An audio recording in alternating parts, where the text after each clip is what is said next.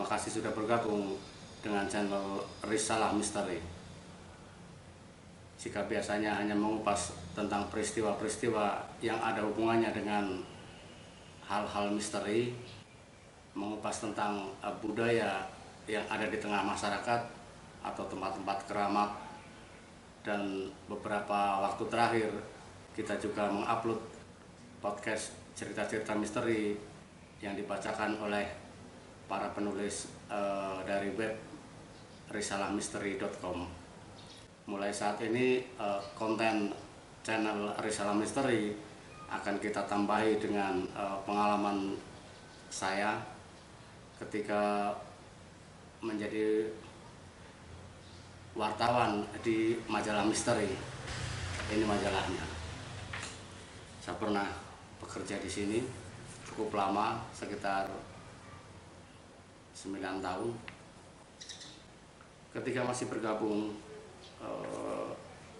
masih aktif menjadi wartawan misteri, banyak yang bertanya tentang hal-hal gaib, tentang dunia dimensi lain, tentang peristiwa horor dan sebagainya. Pertanyaan-pertanyaan itu kan bukan hanya dari pembaca misteri melalui surat pembaca atau melalui telepon, tetapi kadang juga datang dari sesama jurnalis. Saya pernah diwawancara oleh wartawan dari Rusia, dari Ceko, dari China, dari Jepang, dari dalam negeri juga pernah, dari beberapa media online juga pernah datang ke kantor bertanya tentang dapur majalah misteri. Umumnya mereka bertanya bagaimana kami mencari berita, mencari data, mendatangi tempat gaib dan sebagainya, apakah kami tidak takut? Pertanyaan-pertanyaan seperti itu yang sering dikemukakan. Oleh karenanya setelah sekian lama vakum, saya berpikir alangkah baiknya jika hal-hal demikian itu kemudian dibagikan hanya sekedar untuk hiburan, untuk mengetahui di balik layar, behind the scene. Jadi bukan untuk tujuan-tujuan lain. Ada beberapa kisah yang mungkin bisa dijelaskan. Ketika mereka bertanya tentang bagaimana kami mengakrabi, memahami dunia itu, maka pengalaman saya sudah cukup mewakili. Saya bergabung pada tahun 2011. Saya tidak mempunyai basic di bidang supramistik, di bidang supranatural. Bahkan saya kurang memahami, karena sebenarnya saya sebelumnya wartawan politik dan pernah juga menjadi wartawan liputan kriminal, sehingga jauh dari konten yang ada di majalah misteri. Tetapi karena kemudian bergabung, mau tidak mau saya harus menyelami, belajar kembali untuk memahami apa sih kekuatan majalah misteri, bagaimana kontennya, bagaimana cara mencarinya dan sebagainya. Nah, itu selaras dengan pertanyaan-pertanyaan tadi itu. Makanya kemudian pengalaman saya sendiri sudah akan menjawab pertanyaan-pertanyaan itu. Namun ada satu keuntungan yang saya miliki ketika dalam tanda petik terdampar di majalah misteri, karena saya sebenarnya tidak terlalu zero, tidak terlalu kosong, atau tidak terlalu akrab dengan hal seperti itu, bukan. Sebagai orang Jawa, ketika saya masih kecil tinggal di kampung, saya tentu akrab dengan hal-hal yang kemudian saya temukan di majalah misteri, menjadi konten majalah misteri. Hal-hal yang mungkin bagi orang lain aneh, tapi itulah budaya. Misalkan tentang selamatan, entah itu kematian atau pindah rumah, atau tentang kelahiran. Saya masih ingat ketika kecil dulu, ibu saya suka bikin bubur merah putih yang diletakkan di bawah tempat tidur saya pada saat weton saya. Setelah agak besar saya bertanya makna dari itu. Ibu saya menjawab bahwa itu hanya budaya. Dia hanya mewarisi apa yang dulu dilakukan oleh orang tuanya juga. Sebab secara situasi dan kondisi saat itu juga sudah mulai bergeser. Ketika saya udah mulai remaja, kebiasaan itu juga sudah ditinggalkan oleh ibu saya. Jadi saya hanya mengalami sebentar saat masih kecil. Setelah kemudian bekerja di majalah misteri, saya menggali kembali ingatan-ingatan seperti itu. Tentu yang paling banyak adalah belajar. Karena kebetulan posisi saya waktu itu redaktur pelaksana, saya punya wartawan, punya redaktur. Kepada mereka lah saya belajar seluk-beluk. Karena mereka kan lebih duluan bergabung dengan majalah misteri. Saya belajar banyak dengan mereka. Ada satu pengalaman yang mungkin bisa saya bagikan. Pengalaman, kalau saya bilang masuk ke dimensi lain, saya tidak menyebutnya dunia gaib ya, tapi dimensi lain yang berhubungan dengan Nyi Roro Kidul. Jadi ceritanya pada saat itu tahun 2013, saya mengajak redaktur saya, Eka Supriyatna, yang kini sudah almarhum. Semoga diberi tempat yang baik di sisinya. Saya mengajak Eka ke Gunung Selok di Cilacap, Jawa Tengah.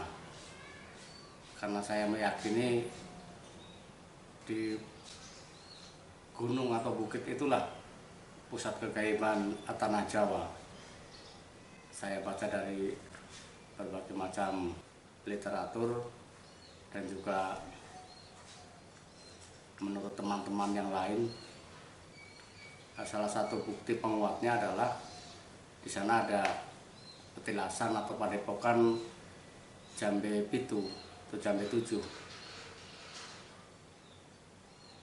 di mana dulu Presiden Soekarno juga Presiden Soeharto konon pernah melakukan ritual atau apa namanya, rialat gitu,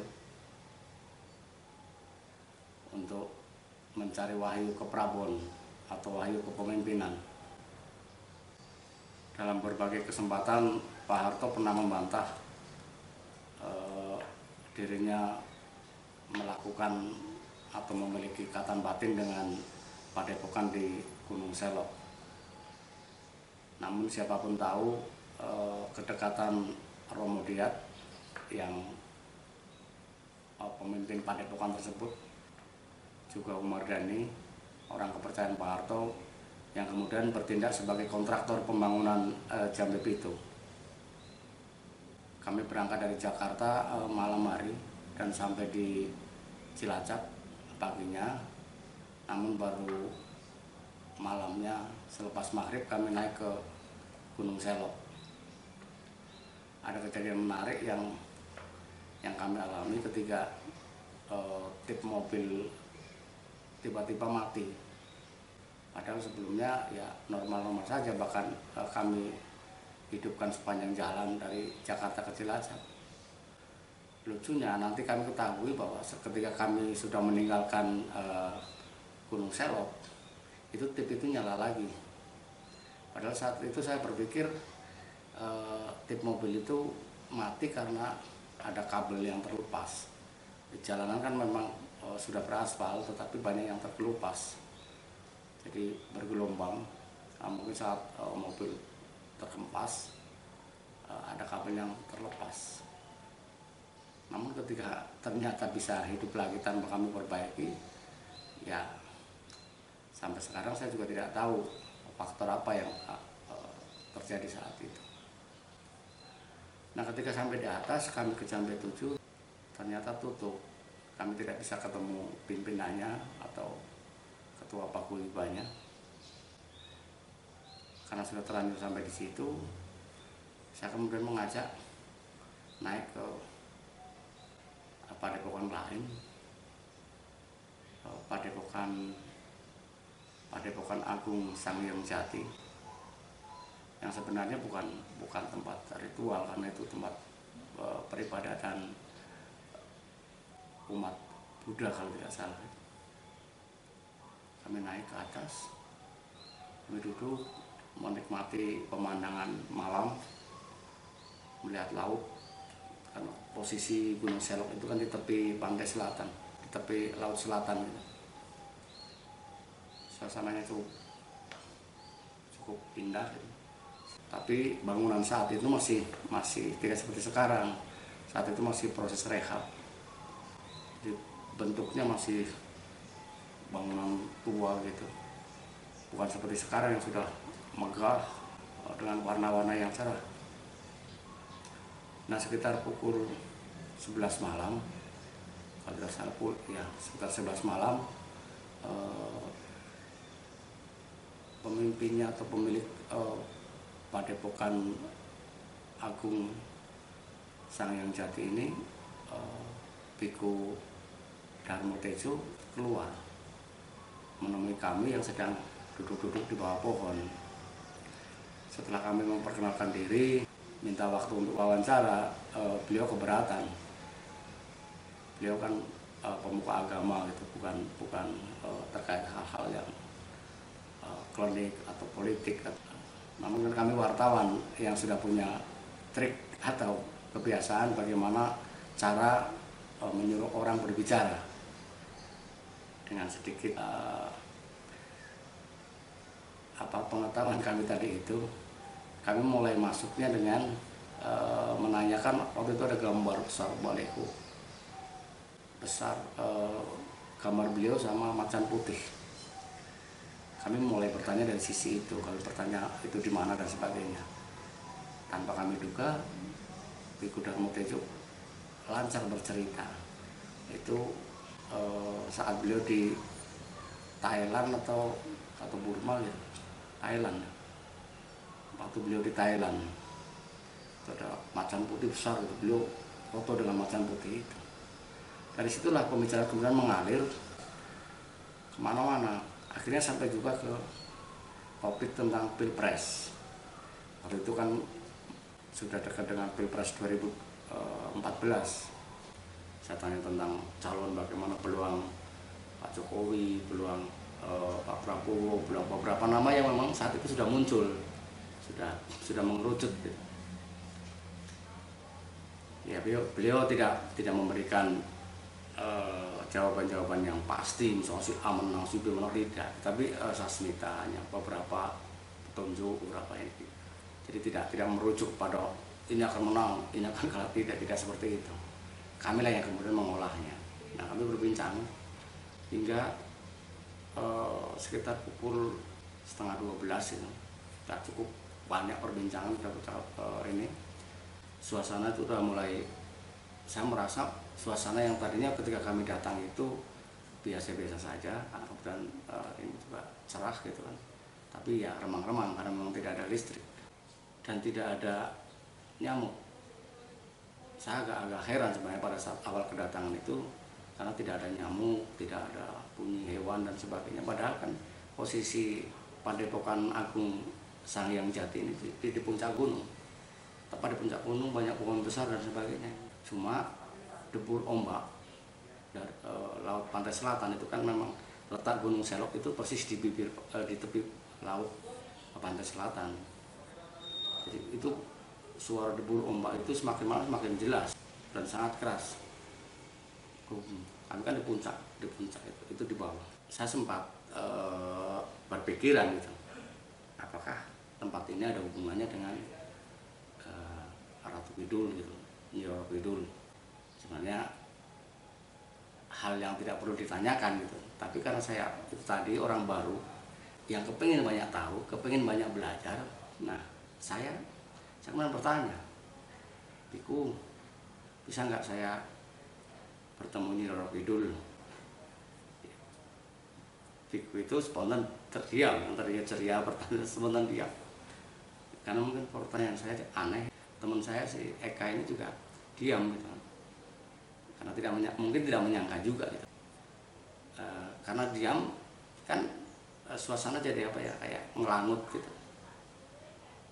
Nah, saya mulai tersadar ketika masuk ke mungkin 2-3 menit kemudian, saya baru tersadar, loh kok suara ombak tadi itu tidak terdengar lagi.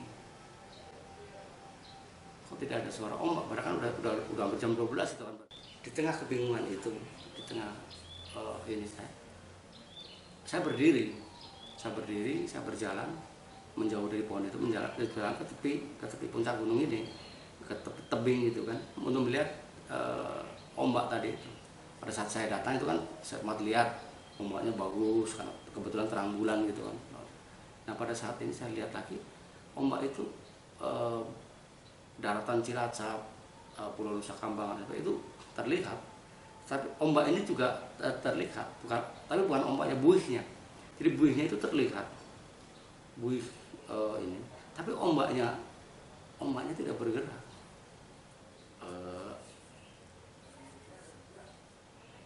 Jadi ombak itu mungkin tadinya bergulung, berhenti begitu saja. Bisa dibayangkan Pak. Ini benar buihnya masih ada, tapi ombaknya berhenti. Saya sempat mengamati cukup lama. Mengapa ombak itu berhenti gitu? Tidak bergulung gitu kan, tidak pecah di pantai kemudian gitu kan, enggak. Cukup lama kemudian saya nengok ke teman saya dan Biku Darmo Tejo tadi itu, mereka juga masih diam, masih dalam posisi seperti tadi, dan diam saja, tidak ngobrol lagi. Hewan bunyi serangga dan sebagainya semakin tidak ada, semakin suasana benar-benar ngelangut, benar-benar apa, pikiran saya itu mulai berpikir yang aneh-aneh itu. Artinya saya masih normal, tidak kemudian saya terbawa ke halusinasi atau terbawa ke dimensi yang lain dan sebagainya. Pada saat itu saya tidak berpikir seperti itu, karena saya masih normal. Saya bisa berpikir, bisa melihat teman saya, bisa berpikir kenapa mereka diam dan sebagainya, itu saya tahu. Tapi ketika saya ingin melangkah ke sana, itu terasa sangat berat, kayaknya jauh gitu. Padahal ya temannya tetap di situ gitu. Tapi ketika saya niatkan mau ke sana, itu kelihatannya jauh gitu. Sehingga saya diam saja. Jadi ada beberapa lama saya diam. Saya mengamati sekeliling dan tidak ada yang berubah. Tapi yang pasti tidak ada yang bergerak. Tidak ada angin yang bergerak, misalkan dedaunan bergoyang, tidak ada. Tetapi saya tidak melihat misalkan muncul Nyi Roro Kidul, muncul Kanjeng Ratu dari dalam laut, atau kereta kencananya, atau hal-hal yang mistis lainnya, pasukannya atau dan sebagainya. Tidak. Laut Kidul di wilayah Cilacap ini ombaknya juga sangat besar, dan setiap tahun diadakan larungan oleh nelayan setempat sebagai tanda bersyukur pada Tuhan atas limpahan hasil laut. Jadi mestinya itu juga daerah kekuasaan dalam tanda petik ya, Nyi Roro Kidul gitu. Tapi yang jelas pada fase itu saya tidak melihat hal-hal semacam itu. Setelah beberapa saat tadi itu, fase itu mungkin sekitar 10 menit atau 20 menit, saya kemudian mendengar kembali suara Eka, suara Darmo Tejo yang sedang bercerita seperti halnya pada saat awal tadi itu. Mereka bercerita santai saja, ketawa dan sebagainya tadi itu. Saya pun kemudian mendekat, bergabung lagi dengan mereka. Saya pun menceritakan apa yang saya alami ke Biku Darmo Tejo tadi itu. Beliau hanya diam, tidak memberikan tanggapan apapun, dan kembali bercerita dengan Eka. Ketika saya tanya ke Eka malah menatap saya dengan bingung, karena katanya saya tidak kemana-mana. Jadi selama sekitar 10 atau 20 menitan tadi itu saya jalan-jalan, menurut Eka saya tidak kemana-mana. Saya tetap di situ ngobrol dengan mereka dan tetap ya seperti semula. Saya kemudian mendesak ke Biku Darmo Tejo, ya beliau tetap diam aja. Ya mungkin bukan urusan dia atau bukan wilayah ini dia, karena beliau kan ya tadi pemuka agama yang tidak berhubungan lah dengan hal-hal seperti itu. Ketika kami pulang di tengah jalan, Eka Eka ini udah terbiasa lah liputan-liputan seperti itu, udah punya pengalaman yang banyak. Eka bilang mungkin saat itu saya terbawa ke dimensi lain itu, ke tempatnya Nyi Roro Kidul tadi itu. Saya pun kaget dan menganggap itu luar biasa, peristiwa yang luar biasa. Jika benar apa yang saya alami tadi itu adalah fase masuk ke dimensi lain, berarti saya bisa memberi kesaksian bahwa dunia di sana itu ya begitu tenang, melangut, tidak ada suara apapun, semuanya tenang. Namun jika itu benar, saya terbawa ke sana seperti dikatakan Eka tadi. Tapi andai tidak, juga tidak perlu untuk dipertentangkan. Karena menurut saya kan budaya itu atau pemahaman hal-hal seperti itu tergantung dari mana kita melihatnya, dari sudut mana. Dan kita melihatnya dari sudut yang percaya, ya seperti itulah kondisinya. Jika dilihat dari sudut yang tidak percaya, mereka yang tidak percaya dengan hal seperti itu, tentu apapun yang disampaikan, apapun yang kita kemukakan, bukti apapun yang kita sampaikan, apapun yang kita kemukakan, pasti juga tidak akan dipercaya. Kita tidak perlu membenturkan keduanya. Keduanya masing-masing punya alasan dan sikap yang kuat. Saya pernah berada di posisi yang tidak percaya, kemudian percaya karena tuntutan pekerjaan, dan sekarang kemudian abu-abu antara percaya dan tidak. Jadi menurut saya tidak perlu membenturkan apakah kita percaya atau tidak. Pihak-pihak yang percaya dengan tidak tadi itu tidak perlu dibenturkan, karena itulah makna toleransi. Toleransi adalah ketika saya bisa menghargai, bisa menghormati sesuatu yang tidak saya anut, tidak saya pakai, bahkan tidak saya percayai. Namun saya menghargai keberadaannya, menghargai keberagaman yang ada di sekitar saya. Nah, itu sekelumit pengalaman. Nanti kita akan cerita lagi beberapa pengalaman lain. Terima kasih. Sampai jumpa.